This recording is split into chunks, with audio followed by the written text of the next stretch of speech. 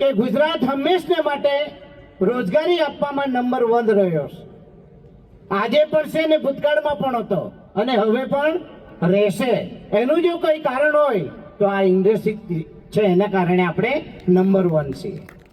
નાની મોટી કોઈ તકલીફ તો તમારી બધાની રહેવાની છે, પણ અમારું ધ્યાન દોરજો। તમે કોઈ પણ તકલીફ હશે ત્યાં અમે આવીને ઊભા રહીશું। અને ખાસ કરીને તમને પણ કહું છું કે ગણપતભાઈ, આ વિસ્તારના કેટલાક આગેવાનો એવા છે કે જે આપણા નામે પણ એ લોકોની આગળ આવીને હપ્તા ઉઘરાવી જાય। મેં હમણાં જ પણ કહ્યું કે આવું કોઈ પણ આવે અમારા નામે તો સીધા ફોન કરજો ભાઈ મને કે કુંવરજીભાઈ આ તમારું નામ દઈને આવ્યો છે।